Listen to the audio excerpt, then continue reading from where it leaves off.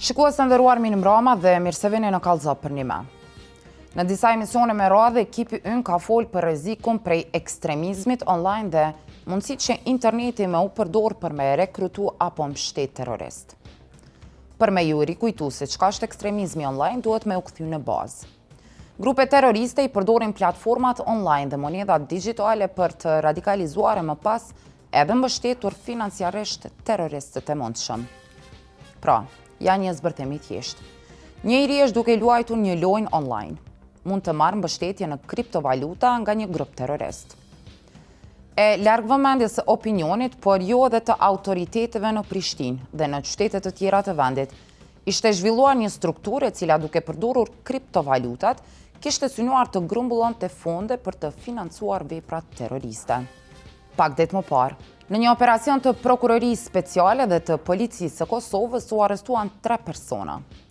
Prokuroria speciale në kërkesën e saj për paraburgim shpjegon se 2 antarë të këtij grupe kishin arritur që duke përdorur rrjetin social Telegram të grumbullonin fonde në Gjermani për të financuar veprimtari terroriste.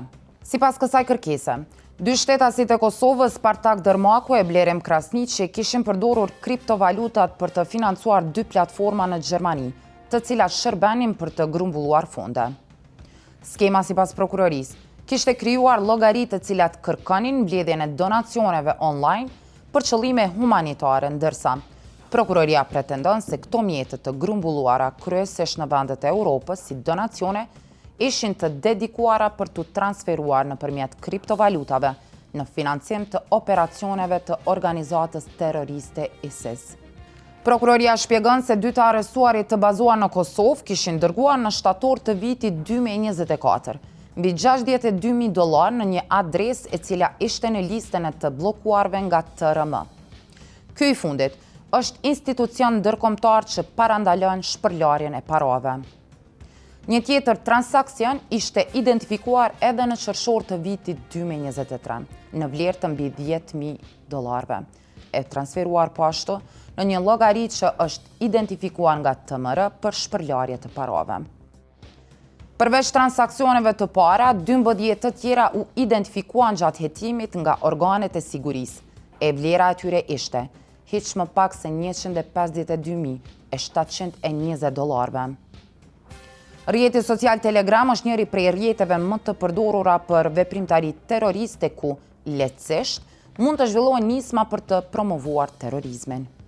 2 të arrestuarit ende nuk është saktësuar se sa mjete kishin arritur t'i grumbullonin me këtë nismë, më mirë po vlera mjeteve që ky grup posedonte sipas prokurorisë shkonte në disa qindra mijëra euro. Por kush janë anëtarët e grupit dhe çka përshkruan prokuroria speciale për ta?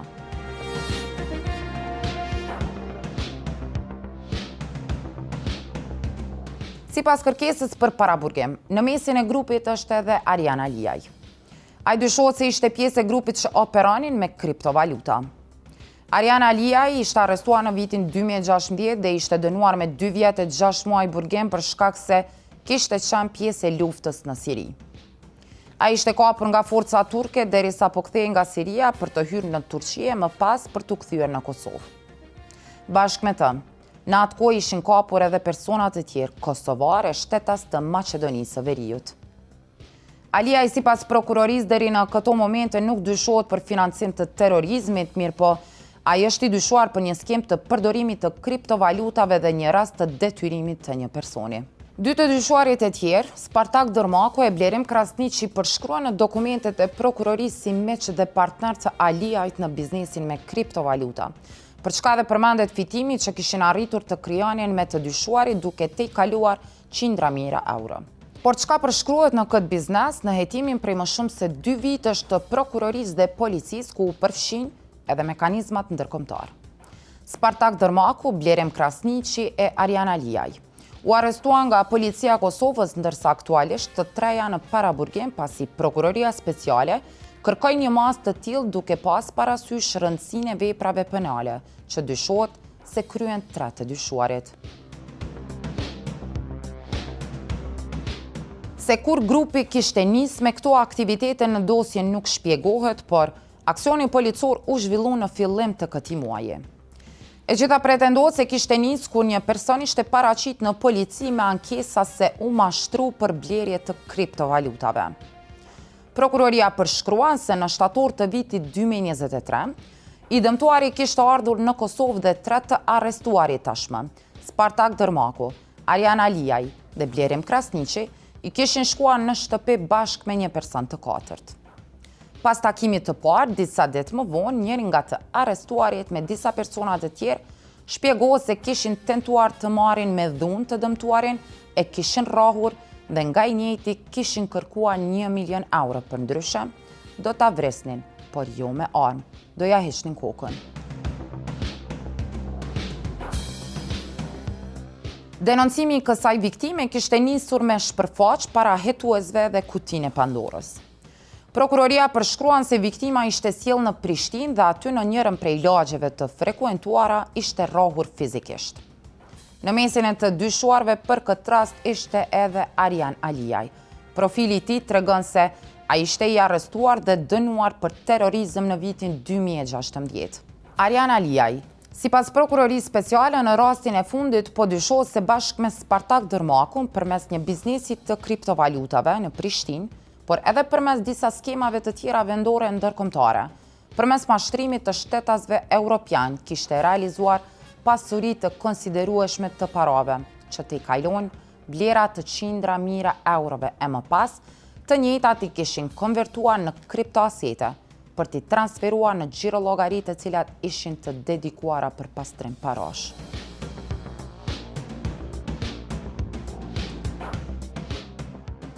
Në atë se çka ka kërku prokuroria prej gjykatës për caktimin e masës së sigurisë, çka përshkruan për klientin e juaj?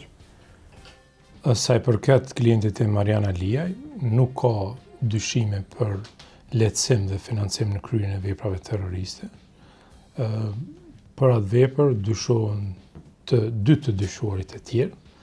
Ndaj klientit tim parimisht janë të supozuara kryerja e veprave të krimit të organizuar dhe shpërlarjes parave, cilat si vepër bazë kanë veprën e detyrimit dhe mashtrimit. Mirë po që në esencë është vetëm një lloj, mund të them, një ballon i madh, një fluske e madhe, e cila më shumë ka sjell një lloj shoku edhe një lloj vëmendje të madhe shoqërore dhe mediatike, sesa që në esencë ka elemente inkriminuese posaçërisht për mbrojtjen e tij. Te detyrimi edhe te mashtrimi, është edhe një vepër tjetër për të cilën prokuroria thotë është edhe tek importi apo armbajtjet pa leje. Çka thot? Po më intereson me ditë çka ka shpjeguar rolin prokuroria. Qëre, mas pare duhet me ditë që jemi një fazë shumë tashme, edhe prokuroria mas pare është kërkesa si kërkesa shumë e paqartë, edhe kërkesa si kërkesë ende i ka ato dyshimet e saj se në çka të përcaktohet fillimisht për çfarë vepre. Prokuroria vetë fillimisht ka thënë që dyshojmë në kontrabandim, tregtim me armë ose armbajtje pa leje, e që në realitet është një armë personale, një revolje, cila është nxanë klientit tim, i cili e pranon përgjegjësinë penale.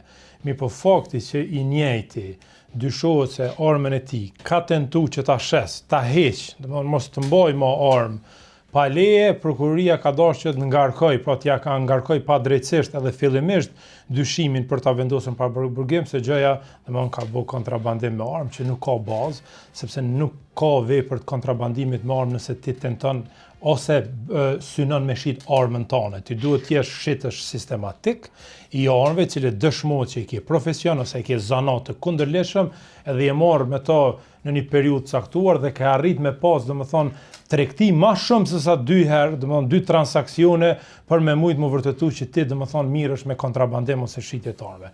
Që kjo nuk ka bazë. Te detyrimi edhe te mashtrimi, çysh ka pretendu prokuroria që ka bu klienti juaj? Gjithë baza e dyshimit fillestar ndaj klientit tim lidhen me një rast që s'ka të bëjë me klientin tim fare. Mirë po që prokuroria, unë mendoj që nuk ka informacione të plota, sepse prokurori mendoj që këto hetimi janë bërë 2 vjet e gjysmë prej policisë dhe prokurori mendoj që ka marrë informacione të qartë gjithë kësaj pasqyre të gjanë, domethënë të përgjimeve, të fotografimeve, të inqizimeve të cilat janë bërë ndaj këtyre të dëshurve. Aty ka të bëjë me një rast që ka të bëjë me shtetas i Maqedonisë që ka qenë merret bashkëpunëtor në biznes me klientin tim dhe nga Gjakova. Avokat, Ku ndalesh edhe isha të tre të dyshuarit, Arianin, Spartak Dërmakun dhe personin e tretë. Çka thonë për njëri tjetrin, a njihen dhe kur njihen? Klienti jem, po, me Spartakun kanë qenë shok, bashkëpunëtor, janë të afërm, sa i përket vlerimit jo, nuk ka asnjë lloj shoqënie ose bashkëpunimi ose çfarë do forme tjetër, ndoshta edhe që një kohë gjatë që jem pa, s'kan folë në qytet. Kjo është raporti mes klientit tim. Po ta bëj këtë pyetje sepse në dosjen e prokurorisë të cilën e kemi siguru, po edhe të vendimit të gjykatës, këta tre përshkruhen që përmes, sepse përmend edhe më herët çështjen e kriptovalutave dhe monedhave digjitale, përmes kriptovalutave po dyshohet që ka bërë tregtim të transferimit të kriptovalutave me prejardhje të dyshimt, përmes disa akaunteve të ndryshme apo llogarive të ndryshme në emër të donacioneve të disa llogari të tjera që gjithmonë sipas dosjes, autoritetet të jashtme të sigurisë kanë thonë që kryesisht përdoreshin për financim të grupeve terroriste siç është ISIS dhe të tjera. Qyre, e para, do të me lezu me vëmendje kërkesën, klienti jem nuk është as kund, as i përfshim, as i dyshum, as i përmendun lidhur me këto transfere të kriptovalutave ose konvertimin në USDT, e pastaj dërgimin në këto faqet të Telegramit, të cilat sipas autoriteteve të Shtetit Bashkuar të Amerikës dhe Kanadës janë akaunta të dyshim dhe individ dyshim që kanë mundur të dërgojnë ose të financojnë grupe të caktuara në Siri. Klienti jem fare s'ka të bëja, s'është i përmendur, s'është i përfshim, vetë duhet ta dim. Kështu që unë si avokat nuk kam të drejtë ligjore që të përgjigjem për akuzat, nuk janë akuzat këtu, për dyshimet fillestare ndaj të panderëve tjerë mbi barrën asaj se çka pretendon ose dyshon prokuroria dhe organet e ndjekjes. Për klientin tim fare nuk ka, domethënë, një dyshim të tillë, i është sqaruar njëjtit edhe në polici, që domethënë nuk je pjesë e asnjë lloj dyshimi ose hetimi për këtë çështje, asnjë akant nuk do lidhet me klientin tim. Klienti im ka të bëjë vetëm me këtë veprë në bazë detyrimit dhe mashtrimin.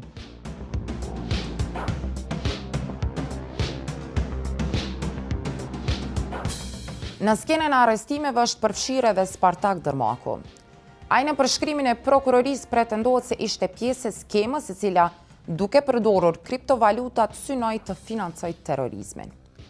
Dosja shpjegon se Spartaku kishte përdorur llogari të ndryshme, madje edhe të nënës së tij, për të mbledhur fonde apo donacione nëpër grupe të mbyllura të aplikacioneve përmes telefonit, dhe të njëjtat fonde më pas shkuan në drejtim të financimit të organizatës terroriste ISIS. Prokuroria pretendon se Spartak Dërmaku këtë vepër penale e kreu bashkë me Blerim Krasniqin, i cili është një tjetër i arrestuar në grup.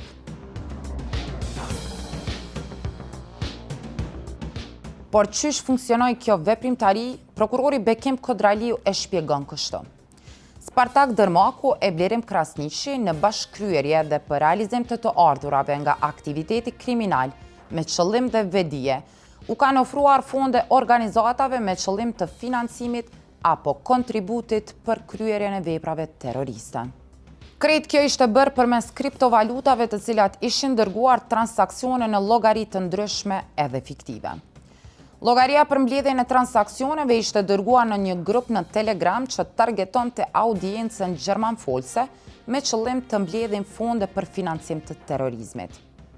Transaksionet që ka arritur të gjurmoj tashmë policia e Kosovës në bashkëpunim edhe me organet të sigurisë në nivel ndërkombëtar, flasin për vite 2023-2024 dhe që ishin dërguar në një adresë e cila ishte koduar si pëshpërimat e të harruarve. Që përshkru në rolin e klientit të juj, prokuroria? Nga sa kam parë unë, edhe sipas kërkesës prokurorisë speciale, përmenden 3 persona, për të cilët unë nuk i njoh, po ashtu edhe mbrojtërim nuk ka qenë pjesë e ndonjë veprimtarie kriminale të kundërlidhshëm që ndërlidhen me personat të tjerë.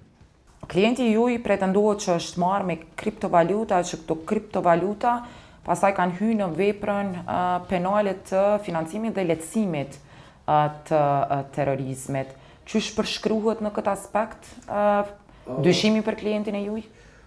Prokuroria speciale pretendon se klienti im ka pasur një rol të caktuar në këto veprime, por unë mendoj se një gjë e tillë nuk ka mund të jetë, dhe për më tepër asnjë veprim apo qëllim klienti im nuk ka pas të ndonjë kryerjes të veprës penale që përfshihem ndonjë në këtë organizim të tillë.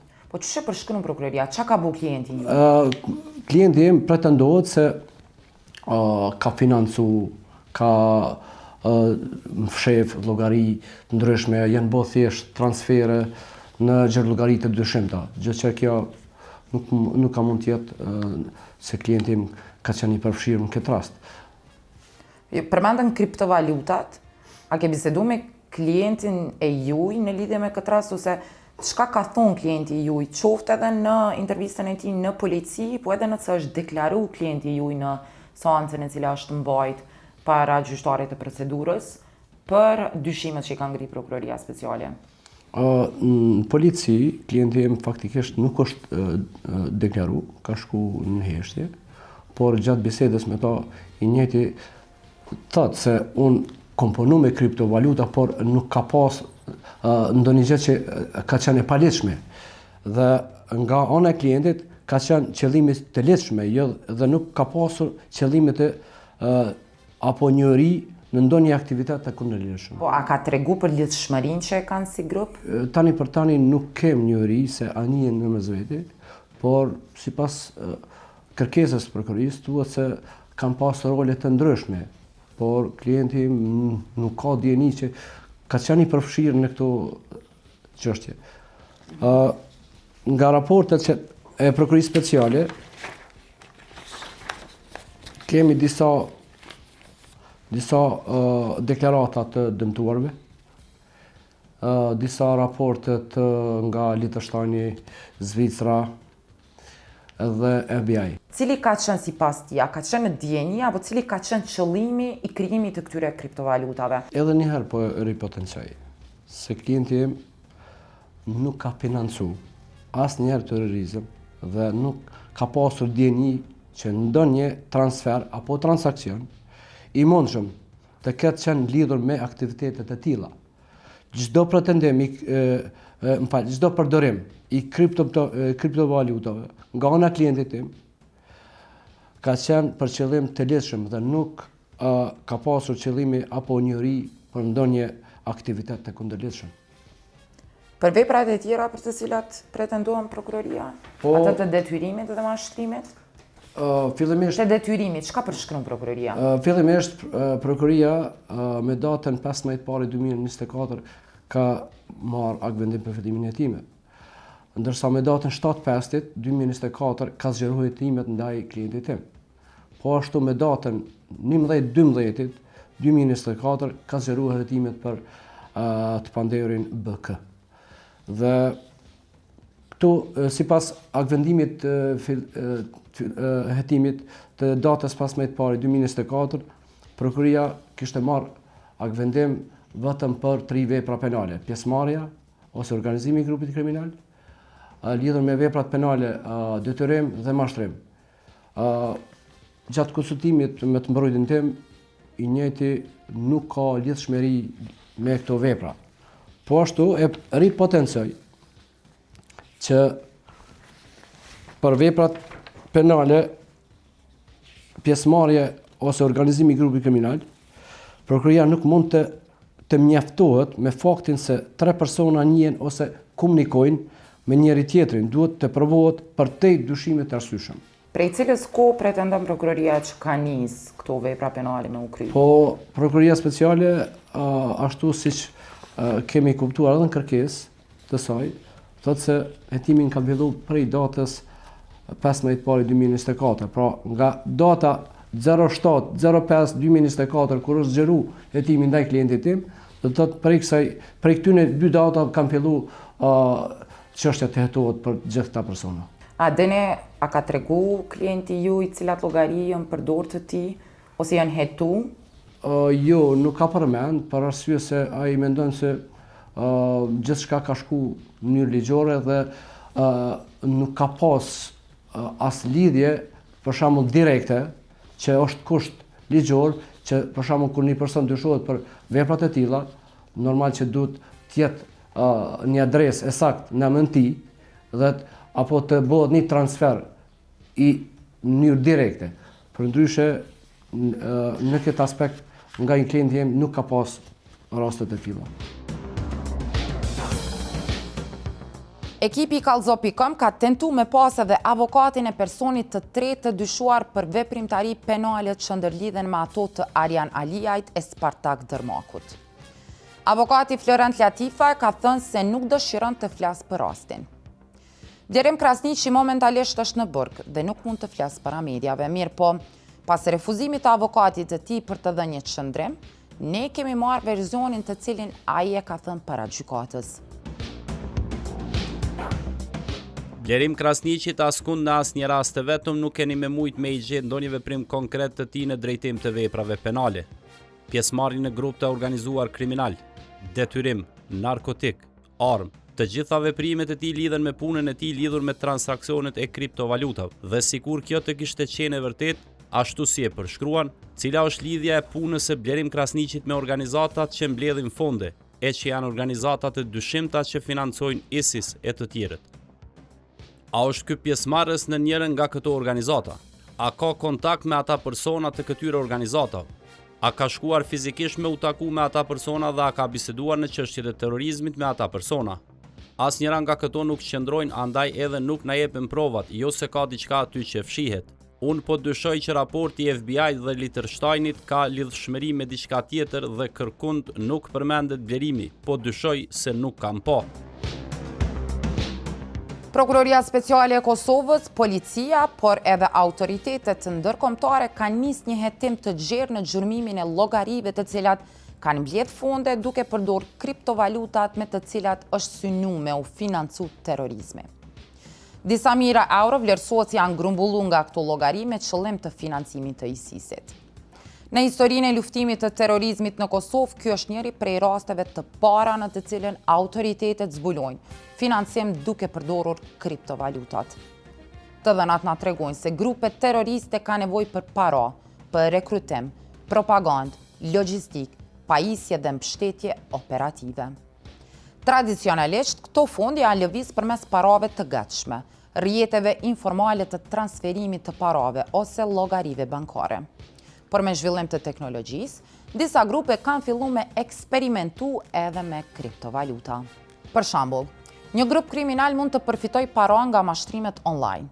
Ti konvertoj ato në kriptovaluta për të fshihur gjurmët financiare dhe më pas një pjesë e këtyre fondeve të transferohet te individ ose organizata të cilat lidhen me aktivitetet terroriste.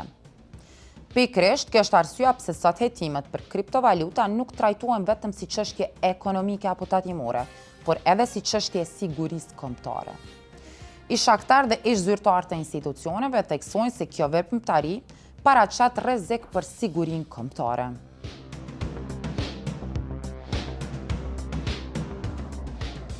Apo flasim, apo përballemi me një rrezik të ri, serioz në fushën e terrorizmit?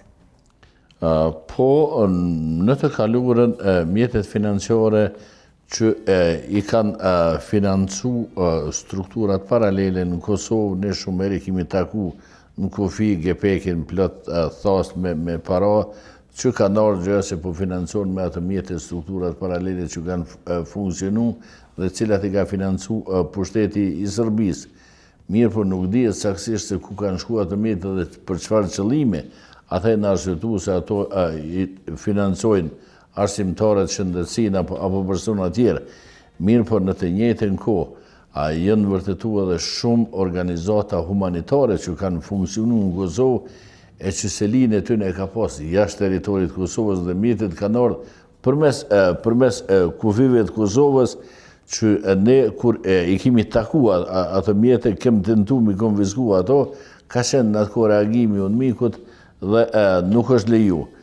Sot e kemi një situatë krejt tjetër, kufit e Kosovës në të gjitha ondë i kontrollojmë ne, aeroportin e Prishtinës e kontrollojmë ne dhe nuk isha pas dëshirë që të ndëgjoj që raste tilla tash përsëritën edhe sot vinë mjetet tilla, sepse çështja kryesore, elementi kryesor i zhvillimit terrorizmit në cilin do vend botës është ona financiare. Një operacion policor që është realizuar ditë më parë tregon një ndërlidhje kogja interesante mes mashtrimit, detyrimit, krimit të organizuar, shpërlarjeve të pareve, po edhe financimit apo lehtësimit apo financimit të terrorizmit.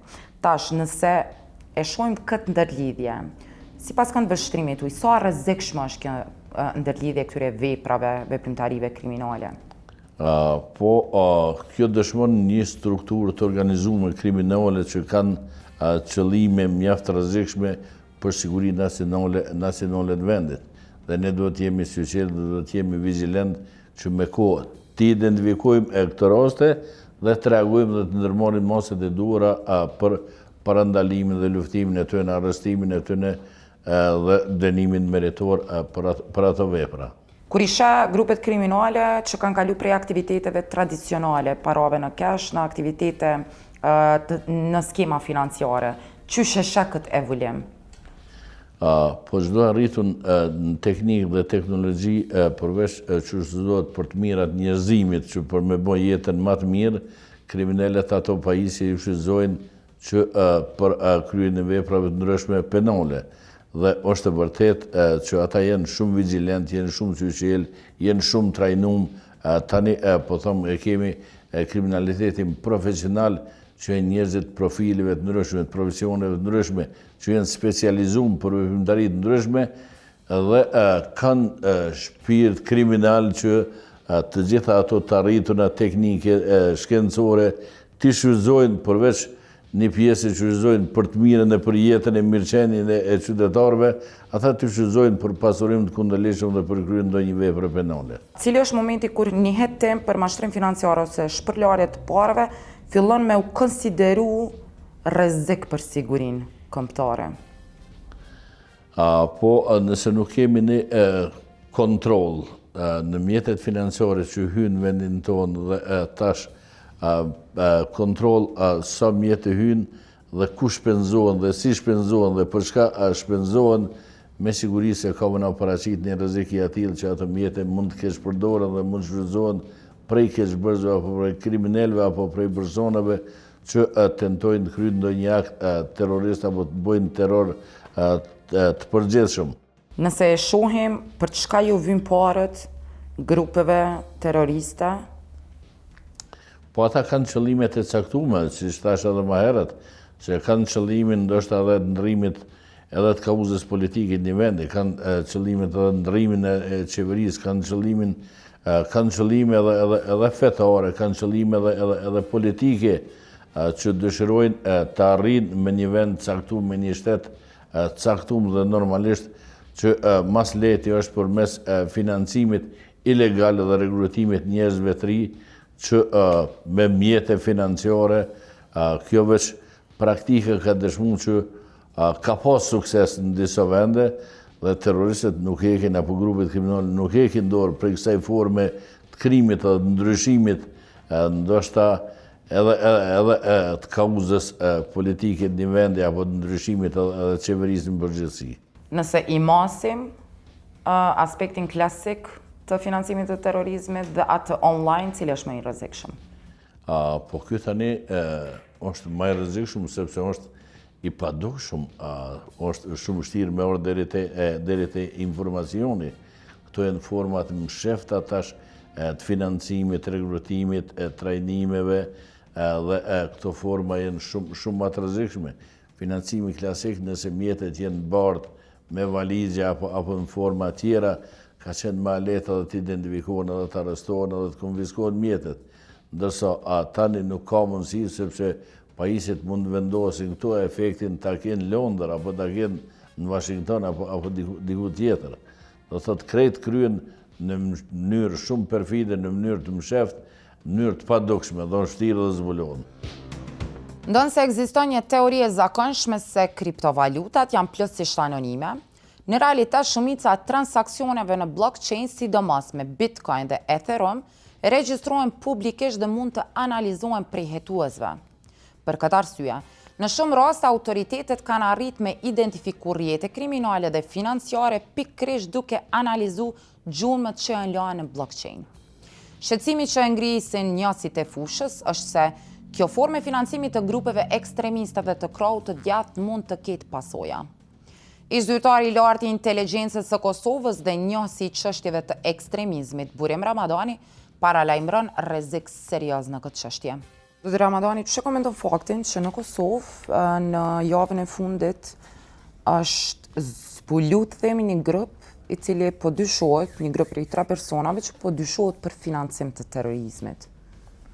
Absolutisht, forma e financimit të terrorizmit përmes kriptovalutave, s'po nuk është diçka e re në botë, e cila kryesisht ka nisë prej vitit 2019 me havë të madh, e që e ka fillu rrjeti i Hamasit, dhe si e tillë ka arrit me i shti në kokë ose në mendje njerëzve, se është formë e sigurt për financim të terrorizmit, për hapje të urrëties dhe për narrativa armiqësore ndaj shteteve edhe forcave ushtarake perëndimore, duke besuar që gjithçka në blockchain është e pagjërmueshme.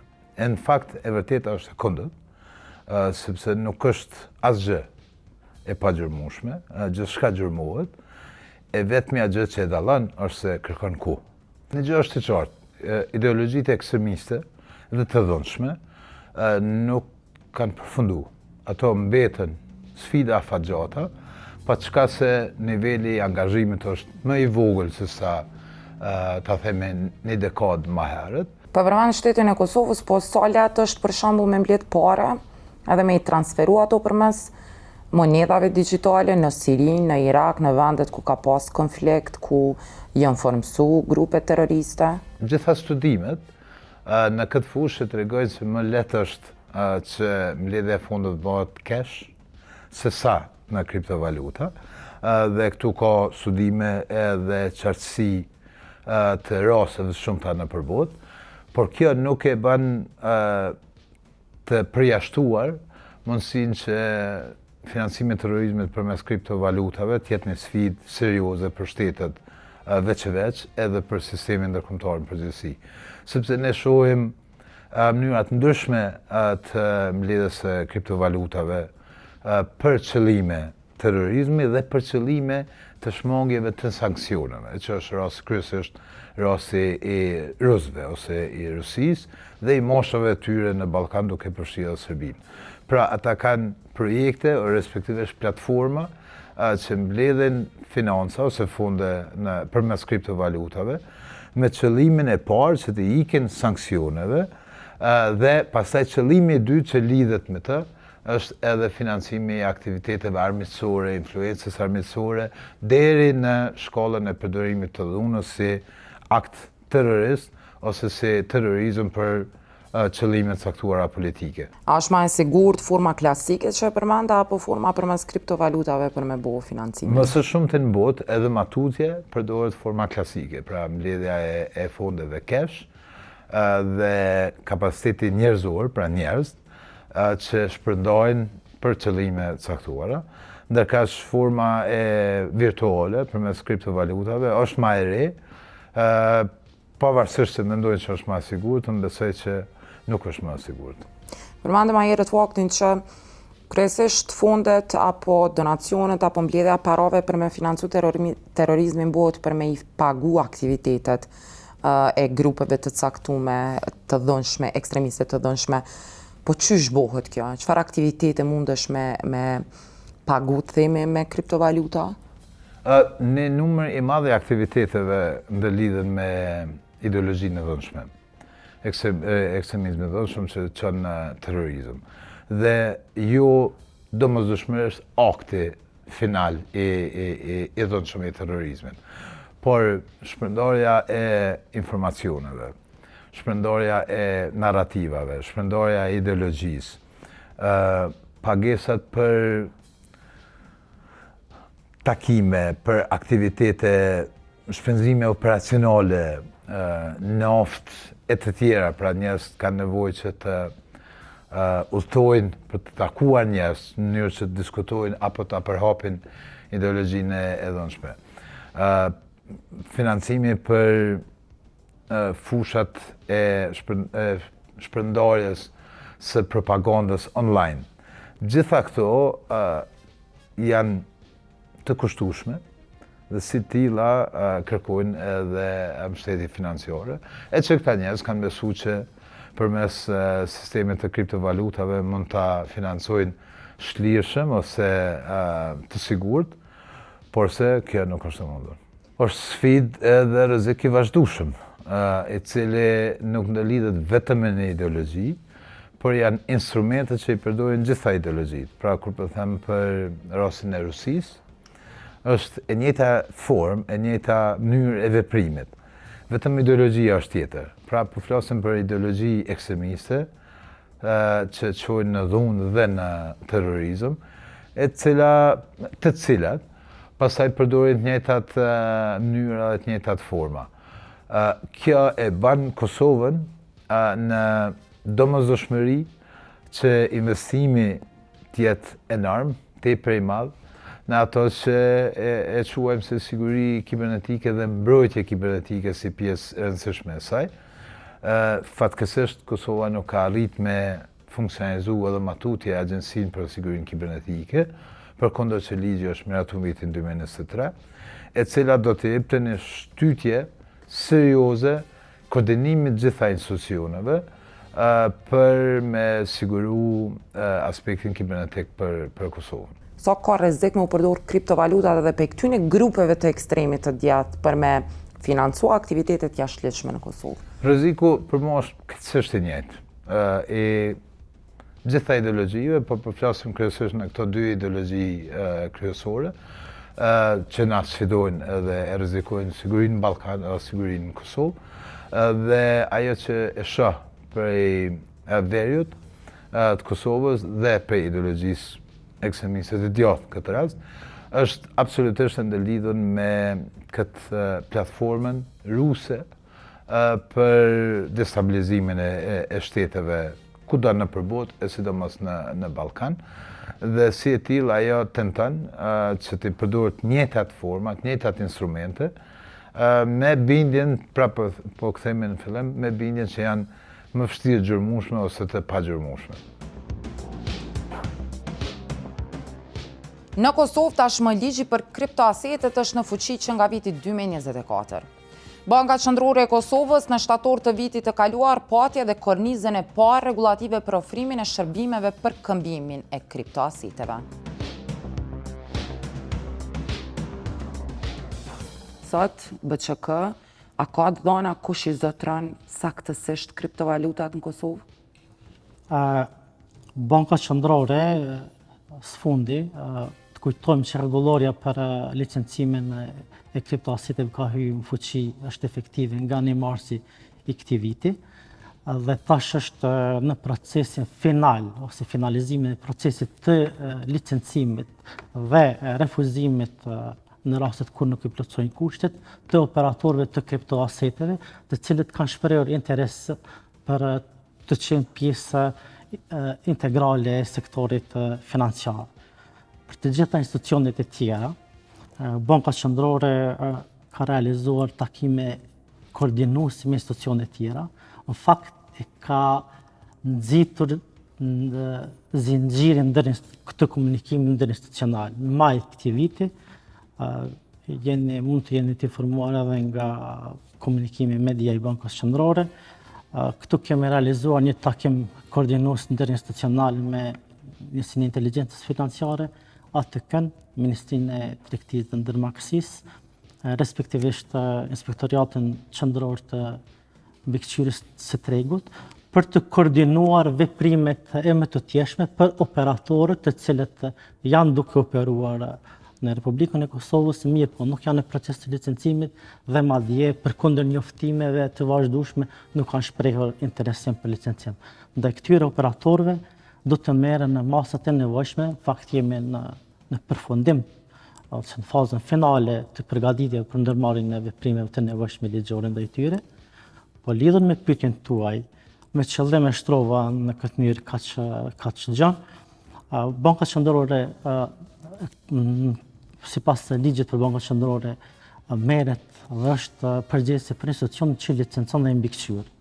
Institucionet të cilat nuk janë të mbikëqyrura, nuk janë të licencuara, janë kompetencë edhe organeve të tjera shtetërore.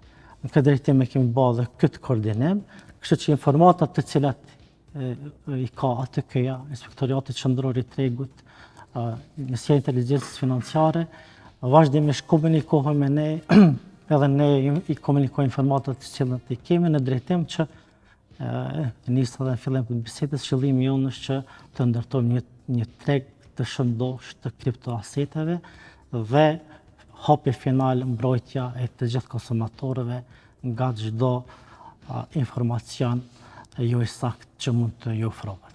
Do me thonë, BÇK, në bashkëpunim me institucionet e tjera, kanë me emër, me mbiemër të gjitha ta personat që janë në Kosovë dhe posedojnë asete kriptovaluta. Organet shtetërore të Kosovës normal që kanë potencialin për të pasur këtë informacion. Më herët e përmendet që në brenda BÇK-s ekziston edhe departamenti që mbikëqyret, po edhe menaxhon me i menaxhon asetet apo i mbikëqyr asetet për mi ike dhe shpërlarjes së pareve. Po tash përmendën shumë që kriptovalutat, moneta digjitale munden me u përdore edhe për shpërlarje të pareve. A konstatuohet kjo edhe për Bankës Qendrore? Jo vetëm kriptoaseteve, të gjitha instrumentet financiare, qoftë ato ekzistuese, nëse nuk kanë një rregullim, një mbikëqyrje të duhur, mund të përdoren për qëllime të çujitshme. Kriptoasetet ose rreziku të kriptoasetet është më i madh për shkak se është produkt i ri, është inovativ, është thashë dhe me funksionon bazë regjistrave të shpërndar. Megjithatë besojmë fuqishëm që me një rregullim, me një institucionalizim të këtij sektori, gjasat për përdorim të këtyre instrumenteve për qëllime jo ligjore zvogëlohen dhe në këtë drejtim krijohet hapësirë për përdorimin pozitiv të pjesës pozitiv të këtyre instrumenteve. Kështu që Banka Qendrore natyrisht për të gjitha institucionet e licencuara së bashku me Njësinë e Inteligjencës Financiare të Kosovës kanë fush veprim dhe në mandat ekzamenimin e tyre dhe një rekomandime dhe varësisht nivelit të shkeljeve, qoftë dhe masa më ekstreme. Mirë po të operatorit e shërbime të kriptoaseteve, aktualisht jemi në fazën penale të licencimit tyre dhe këto hapa rregullativ për Bankës Qendrore pritën shumë shpejt. Pikërisht të qëndron e mira e rregullimit dhe licencimit përsëritet gjatë gjithë kohës, se vetëm një sistem me kritere të mira të forta të licencimit dhe të mbikëqyrjes nga ky sistem marrin shoqëria të përfitoj, po edhe të zhvillohet. Natyrisht që ka sisteme të cilat i mbikëqyrin e transaksionet, është një gjëmi, një shkencë e tërë që është duke zhvilluar për ciljen e këtyre transaksioneve. Aktualisht, në fakt, gjatë kësaj jave me datën 23 dhe 24 nga Departamenti Amerikan i Shtetit kanë financuar organizimin e një trajnimi këtu në Prishtinë, i cili është mbajtur pikërisht për trajnimin ton këtë rast institucionet të Republikës Kosovës për hetimin e të gjitha transaksioneve dhe mashtrimeve përfshirë dhe financimin e terrorizmit. A ka pengesa për shembull ligjore që një ish i dënuar potencialisht për terrorizëm me pas kriptovaluta nëse hyn tek kjo temë? Kuadër të ligjit, mirë po të rregullorës,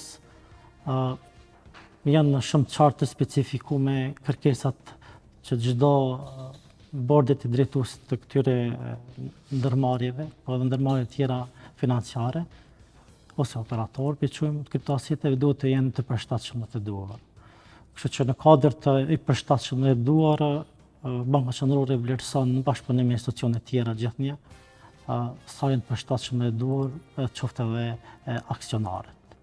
Kështu që është shumë e qartë korniza ligjore, kush mundet me qenë pranar i operatorëve të shërbimit të kriptoaseteve dhe në këtë drejtim dhe në fakt jemi duke vepruar.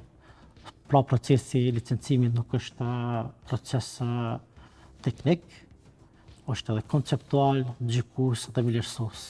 Kështu që jo rastisht të gjitha proceset e licencimit jemi duke i bërë me kujdes maksimal dhe të shtuar në drejtim që të ruhet integriteti i tregut. A keni një uri sa mjete futën Kosovë dhe sa nxiren nga Kosova përmes kriptovalutave?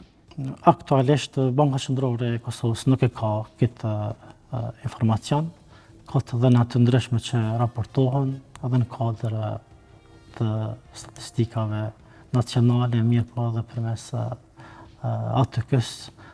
Mirë po nuk më me thanë që kemi një informacion të sakt lidhur me këtë pyetje. Grupet radikalizuese me i përdor kriptovalutat për me i radikalizu fëmijët, a mundet me ekzistu kjo? Teorikisht normal vetë ekspozimin dhe kaçiman dhe rrjeteve sociale potencialisht mundet edhe me ekzistu. Mirë po lidhem prapë me ato çaj si stova gjatë këtij intervistës. Nëse vazhdojmë që secili institucion të kryej punën e vetë në mënyrë efektive, në këtë rast Banka Qendrore në institucionalizimin e gjithë operatorëve të kriptoaseteve, agjencionet tjera në filtrimin dhe rritjen e masave të sigurisë, në mënyrë që të zvoglohet ekspozimi jo vetëm e fëmijëve, po i të gjithë neve ndaj hapësirave digjitale të cilat mund të jenë të rrezikshme, atëherë normal që ndikon pozitivisht. Përndryshe, jo vetëm këto çështje ekstreme, mirë po edukimi, përdorimit të rrjeteve sociale është mëse i nevojshëm për fëmijët tonë. Ju e dini, jeni pjesë familjar, të gjithë ne ballafaqohen baza ditore me përdorimin ndoshta të tepruar të pajisjeve telefonike, kështu që do të një menaxhim i kujdesshëm në këtë drejtim, duke ju lënë çështje më të kufizuar.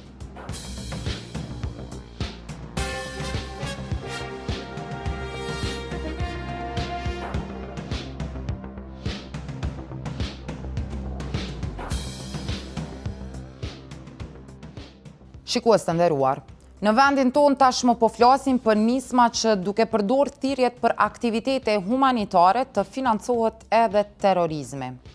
Ju duhet të keni kujdes që para çdo donacioni të gjurmani se ku po shkojnë paratë juaja. Keni kujdes prej mesazheve dhe mashtrimeve që munden me ju ndodh. Vazhdoni me na shkruajt në kallzo.com dhe deri në emisionin e radhës, mirëmbëjtje.